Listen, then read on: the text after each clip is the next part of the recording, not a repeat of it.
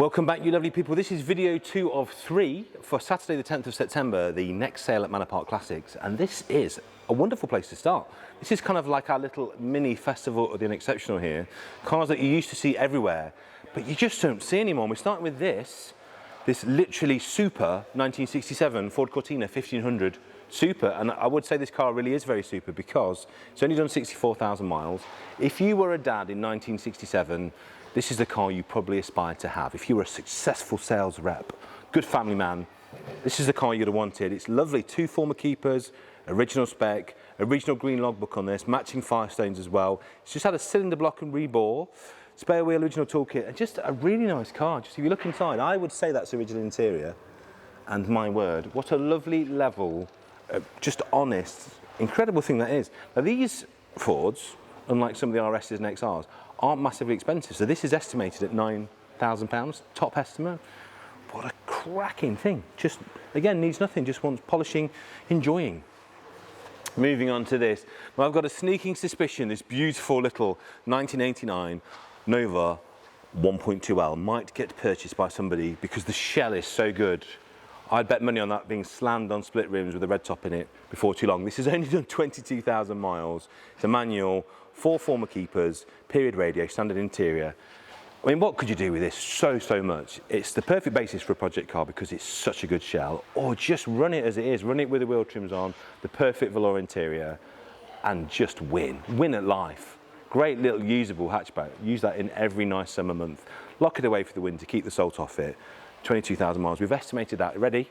3 to 4 grand. 3 to 4 grand for a mint Nova. Could be the bargain of the sale.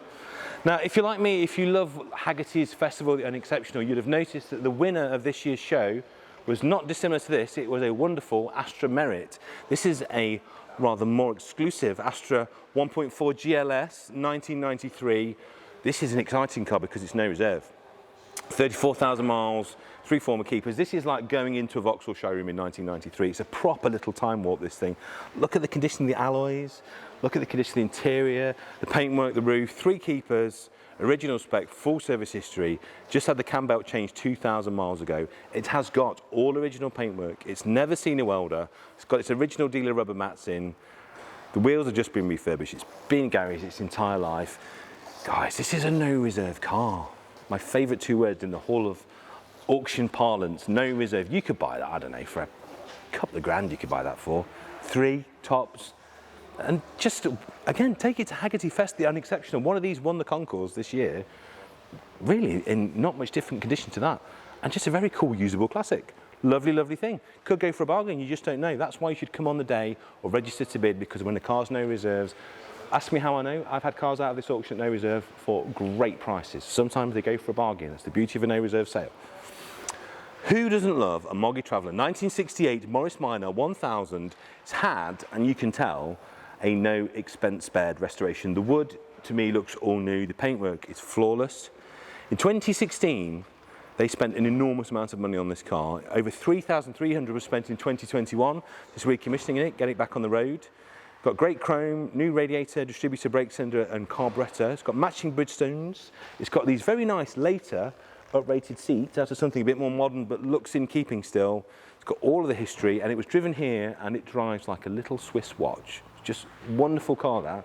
This is an eminently usable Morris Minor that you can take to shows, put the family in the back, room for the picnic and the dog. If you're looking for a classic that is the definition of a practical classic, it's a Moggy Minor Traveller, and of course the bits scene for this, the spare scene for this is just unparalleled. You can get anything for one of these and it's not very expensive. £9,000 to £11,000 is our estimate on that, and I think it's particularly nice. I do love a chrome eyebrow, very cute on that. Walking into our service history room, our documents room, and don't forget we've got viewing days for Thursday 10 till 4, Friday 10 till 4, and in the morning of the Saturday. In here, as well as all these wonderful cars we're about to see, you can see all the documents for every car. So if you want to see them, come and have a look. If you can't, on our website, you'll see there is a book pack flick through talking about what each of these cars have. Now this is a lovely 1959. So it's 1959, the Mini has just been released, or if you had a bit more money, you could have one of these. A wonderful MGA Twin Can Coupe, 138 right-hand drive twin cams were built. This is one of them. It's done 18,000 miles. It's an older resto, and you know what I think about older restorations. I love them because you've got the chance to see how the car's sat in it, how it's worn, how well the restoration has fared. I think we can say in this one it's fared very well because it looks absolutely stunning. It looks like it's just been restored, but we know it hasn't. Older restoration, factory spec, very rare colour. It's got its BMH certificate as well, so we know it's legitimate. Super collectible and rare. These are going up all the time. These were 30 grand a few years ago. This one's estimated at 45 to 55 because it's just so lovely. But a super usable, and believe it or not, an MGA, even with me at 6'4", I can fit in one of these. They are surprisingly roomy for a 50s car. It's obviously MGA season. If you want one that's a bit more price range, but no less lovely, this is a 58, a slightly earlier car, MGA 1500 Coupe, so not the Twin Cam, it's the Twin Cam that makes that one super rare. Rally spec, which I think looks great. It's got 2,000 miles on the odo, so it's either gone round or it's had an odo change. It's built to a high spec, it's well known in rally circles, this one, and if you look inside, look, it's got a few little treasures in here. It's got the trip, it's got the motor wheel, it's got the harnesses, it's got the spare on the back. And if you just look at this wonderful collection of stickers on the back window here, look, this car has been there, seen it, done it, and got the t-shirts. If you want to go into historic rallying and don't want to spend all the money prepping a car, someone has done it for you in a car that has literally competed in so many things, is super straight and lovely, but also very price rangy. So this car is only 16,000 to 20,000 we've estimated this car out. Ready to just jump in, go, compete, have fun. You'll never have as much fun in a classic car as if you compete in it in any kind of competition, rally, trial, whatever it is, and that car is ready to go. Just a lovely thing, lovely thing. Going this way, and it's pointing me in the right direction. Don't you think, one of the prettiest classics, massively overlooked because they're everywhere, is this MGB Roadster 62 right-hand drive home market car with two former keepers. And I think what makes this car, not only the colour, is the wheels. You never see an MGB chrome bumper car on steels, but everyone puts them on wires, and doesn't it look fabulous on hubcaps? This car, you could not build this car or restore this car for what it's going to go for. 73,000 miles, two former keepers. It's got a 5-main bearing engine, reconditioned synchromesh gearbox with overdrive, driven here as well, which I love, converted to 12-volt negative earth, which makes everything much easier for fitting accessories as well. It's got a banjo steering wheel. It's just stunning. And guys, the estimate on this car, 10 to 14 grand. 10 to 14 grand. If you've ever restored one of these, you'll know you can't even get a shell for that. What a lovely thing. Really, really pretty sports car, which, because they're ubiquitous, people kind of overlook them. But actually, when you start to analyse what a pretty car that is and how well it sits, that to me represents something of a bargain. Moving along to another car that I love in a fabulous colour combination. This is a 58 MG Magnet ZB, 4 former keepers, and benefits from a recent refresh. The paint on this, I have to say, guys, is absolutely lovely. I'm seeing rear seat belts, which is a nice upgrade. 15,000 showing on the odo, so imagine again that's either gone round or had a refresh. 4 former keepers. So it had very nice chrome. Inertia seat belts we've just mentioned in the back as well. Had a brake overhaul, new clutch safe cylinder, new D-post, and repairs in 2020. So 2 years ago, they spent £5,000 giving this car a little tickle and love. And it's really nice. It's got that smell. I wish you could get this on the video. You know when you put yourself inside an old car, the smell of the leather, the wood, it's just got that something about it. 10 to 12 grand this one. And have a look at this driving. There's a video of this driving on the website. It just looks cool. The wood. In fact, come look at the wood, because you get the octagonal binnacle on this, which I think is just such a lovely detail. And Elliot will give you his version of what that smells like. And you can just see, even with that, look, there's a peg on the choke. Anyone that's been around old cars a long time will know. Got to have a peg on the choke. Right, so we're going to walk into the corner. So this is a very interesting car, this one. This is a 1961 Century MG TF Evocation. So if you want to get a TF, they're quite a lot of money now. But these are quite nice because they're a look-alike. And they've actually got a bit more legroom than the TF. I don't fit in a TF, but I can fit in this. So it's designed to look a lot like a TF. And you know what? From 10 yards back, it really does.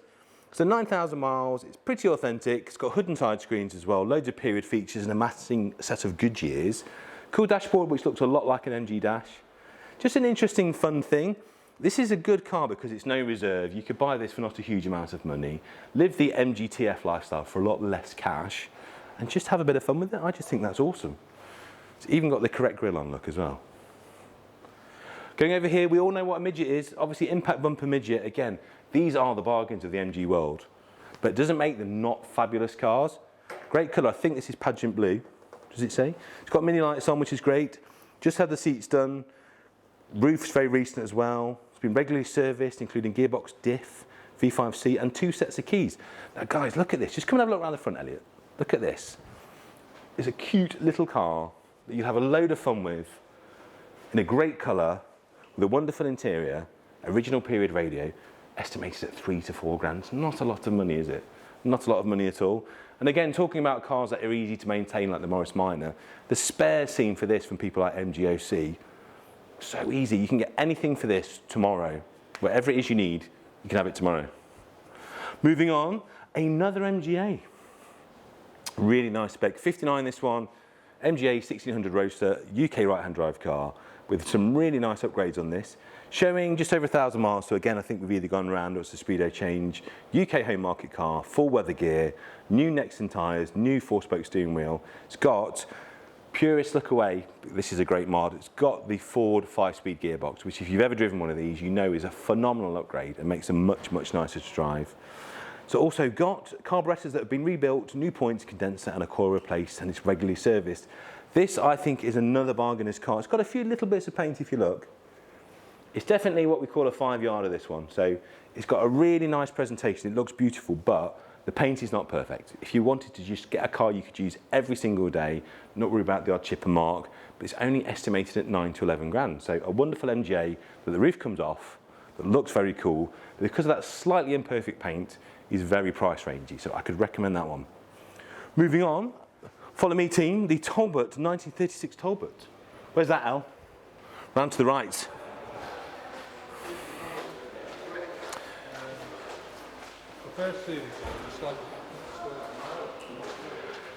Now we've used this car in our advertising because it's such a beautiful car. This is a 1936 Talbot BG110 3.5 litre 3-piston drop head by James Young, so you get this beautiful James Young coachwork, 15,000 miles showing on the Odo, believed to be the only James Young body drop head registered in the UK. So if you want to be one of one, if you want to arrive at the car show knowing you're the only one with that car, this is a great example. Engine built by Talbot Team Car Specialist Pace products, including new engine block, crank bearings, valves. Do you want to know how much that would cost you if you did that? £73,000. Just the engine work alone on this car, £73,000. Then the gearbox was rebuilt by Cecil Schumacher, one of the greats. That cost £9,000. And then recent work carried out by Ian Polson, front axle, dampers, brake, steering box, alternator. That cost, ladies and gentlemen, are you sitting down? £48,000. So far, running total of this car, we're up to about £130,000. Original logbook, comprehensive history file. So this car that owes the previous owner 130 odd grand, you could buy for 70 to 80 grand.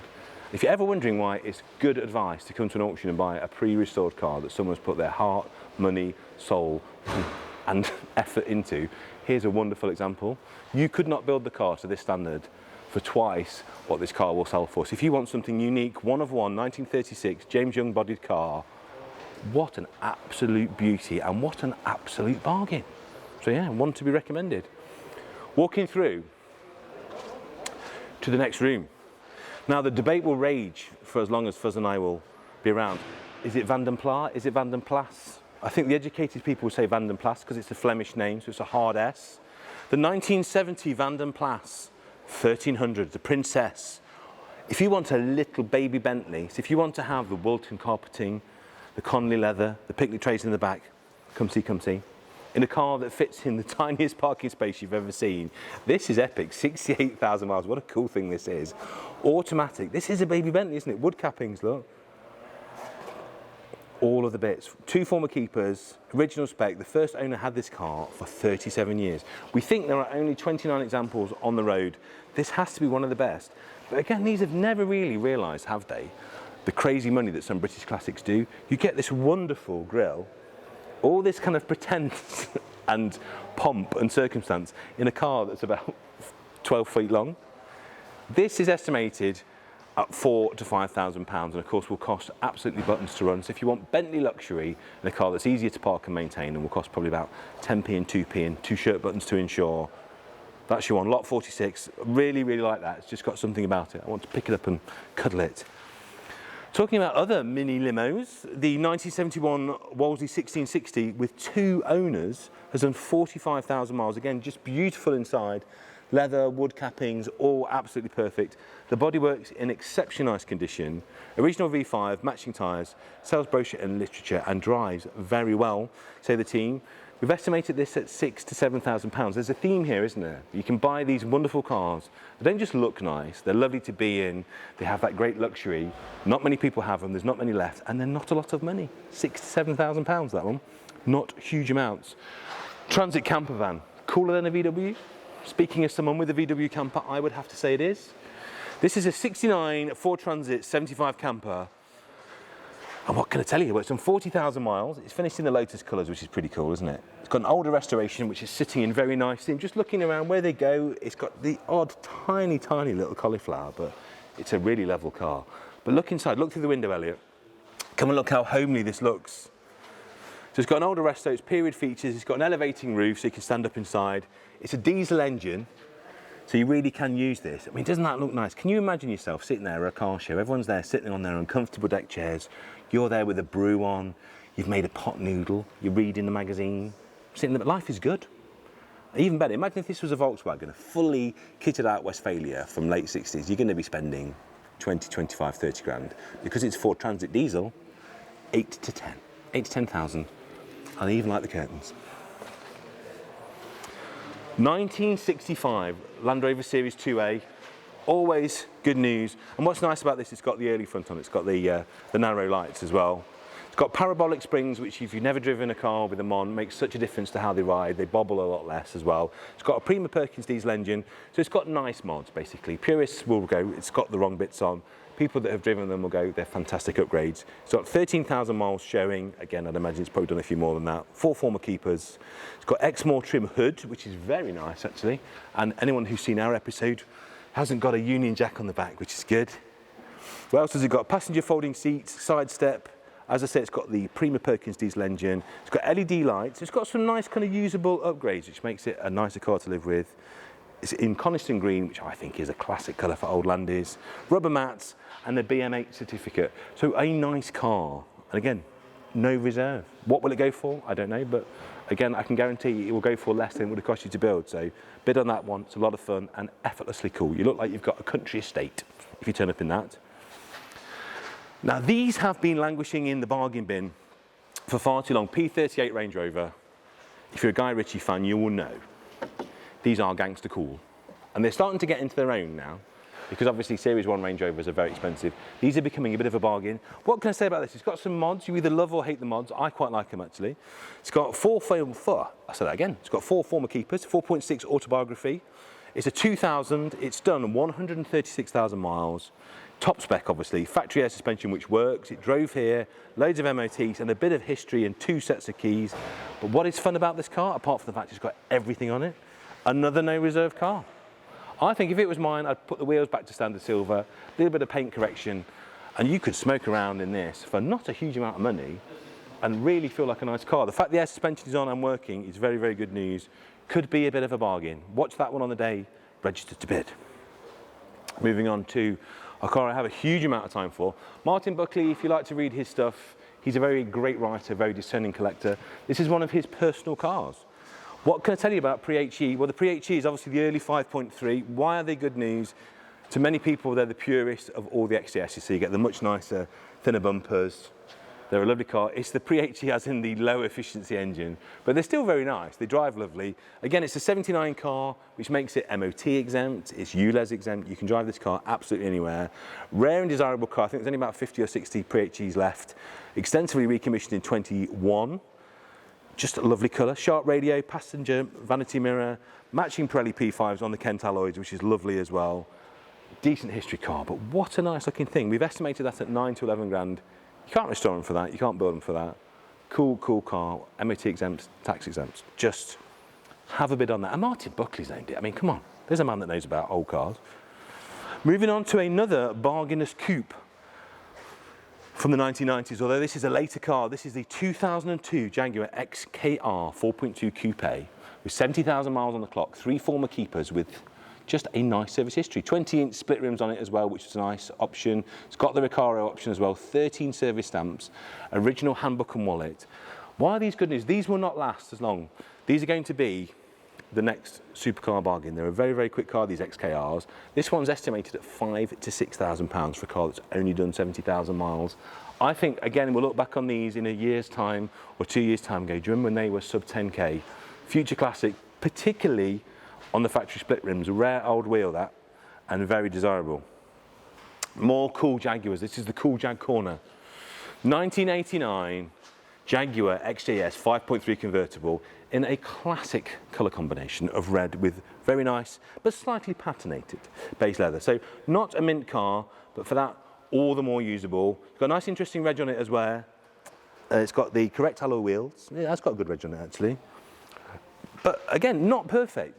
Few imperfections, so the leather probably could do with recolonizing, but this car is only up at 7.5 to 8.5 grand, not an expensive motor car. Just very nice. Just come have a quick look, Elliot. I'll just show you this interior.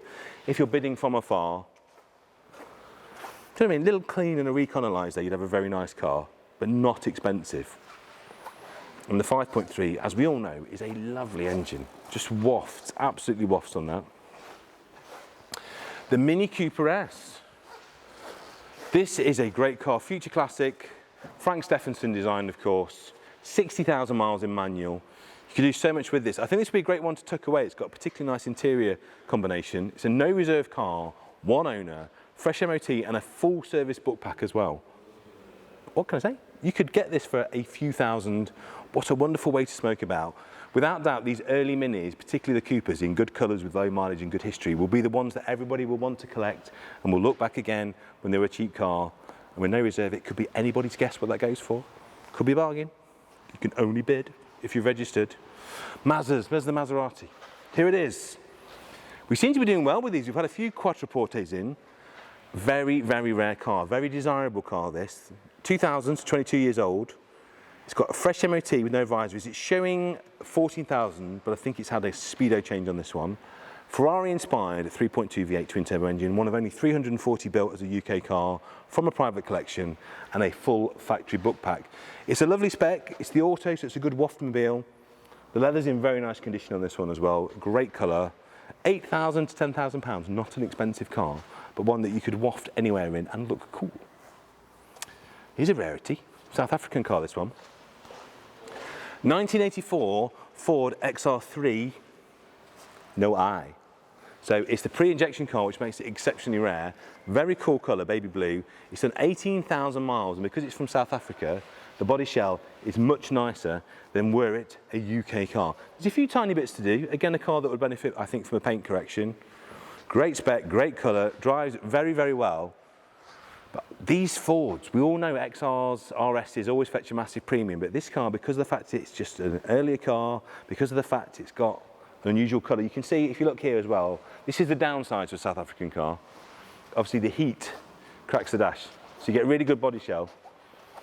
Really simple fix for that, either get a spare dash or get that flocked. There's a fantastic place that would flock that for you, that I can recommend. Yeah, nice car, seats are very nice, look. So if you're looking for a nice price range XR that you can have a bit of fun with and you won't see another one in that colour, there's your boy, 6,500, 7,500, that one. Ah, Spitfire. Sarah Crabtree, my mate, this is probably one of her favourite cars. Triumph Spitfire in brown. Can you think of anything more 70s than this? 1978, factory overdrive, over 14.5 grand spent on parts during its restoration. It's got 14.5 grand spent, new houndstooth interior, which I think is very tasteful. Touch of Porsche in that. New hood, new frame, new fuel pump, new steering rack, new big ends and bushes. Got this rather lovely luggage rack on the back, which you can take off if it's not your thing. The chassis has been split from the body. It's powder coated chassis as well. So what we're saying is a Spitfire that needs nothing, basically. It's great colour, very period colour, lovely interior, some really choice extras, and the overdrive. And the estimate, 4,000 to 6,000 pounds on a car that's not long had 14.5 grand spent on it. Bit of a bargain, bit of a bargain. The Triumph Stag. So the big brother to the Spitty is this, great colour, non-more 70s, 1976 Triumph Stag. It's done 104,000 this one. Service in April 2021, original spec, presents very well. It's got the correct Stag alloys on as well. but not an expensive car, 8 to 10,000, because it's good, it's pretty, it's level, but it's just starting to go in a couple of places where they all do. But that shouldn't stop you enjoying it, it shouldn't stop you improving it, but it does mean it's 8 to 10 grand. It's a bit more of a bargain. Now, we've been talking about this car, as you can see, there's a lot of people looking at it because it's cool and rare. This is a factory TR8, so you're familiar with the TR7, some of Harris Mann's finest work, with a bit of a asthmatic four-banger in. So what did we do when we sold it to the Americans and the Canadians? We put a proper engine in, we put the ex-Buick Rover V8, and thus the TR8 was born. Very exciting even, sports car. As you can see, these gentlemen are looking over it because they know it's the one that you want. It's the V8. So it's done 80,000 miles, it's a manual, makes the best noise ever. It's got an Edelbrock carburettor on it, so it makes a really, really cool induction noise. 5-speed manual, only 70 cars known to be in the DVLA. It's got a BMH certificate as well, and it's been converted to right-hand drive very well with a correct dashboard conversion. This car would have been left-hand drive originally, and it's been converted. The paint's exceptional, the engine is very nice, and this is what gets exciting on a TR8. Strut tops are lovely, chassis legs are lovely, all the bits you want to check, it's in good order. But 5.5 to 6.5 grand to smoke around in a roofless V8 that's incredibly rare. And Harris Mann. And that, my friends, is the end of part 2. Join us for video 3 for more classics. And I'll see you on September the 10th.